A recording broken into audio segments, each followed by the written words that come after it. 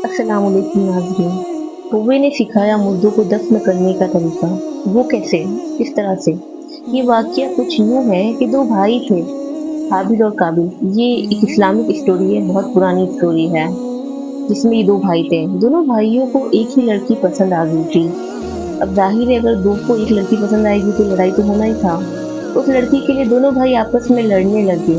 बहुत देर लड़ने के बाद में उन लोग दोनों ने ये सोचा कि एक शर्त रखी कि जो शर्त को जीतेगा वो लड़की उसे मिल जाएगी।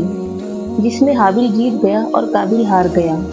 और फिर काबिल जो था वो इस चीज़ को बर्दाश्त ना कर सका और उसने अपने भाई को कत्ल कर दिया। जब अपने भाई को उसने मार दिया तो उसकी लाश को वो लेकर 2 या 3 दिन तक भटकता रहा।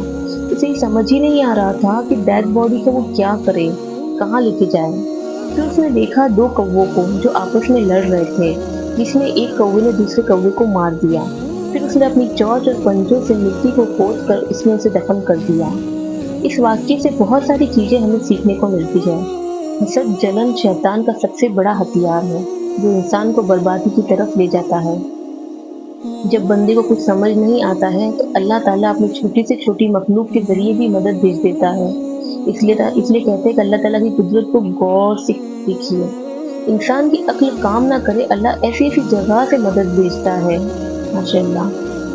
हमने ये भी सीखा कि हसद और जलन सिर्फ़ और सिर्फ़ बर्बाद करती है, आबाद नहीं। काबिल जो कि बहुत खूबसूरत था, उसके इस अमल के बाद में वो बहुत ही बदशक्ल हो गया। शैतान के वार में आकर उसने आग की पूजा करनी शुरू कर दी, माअज़ल्लाह। रुए ज़मीन पर सबसे पहला कत्ल काबिल ने किया और अब कयामत तक जितने भी कत्ल होंगे सबका अज़ाब उस पर भी जाता रहेगा। यानी कत्ल उसने एक किया था और उस सारे कत्ल के अज़ाब में उसको जाना गिरफ्तार होना होगा। अल्लाह ताला करीम हमें इस चलो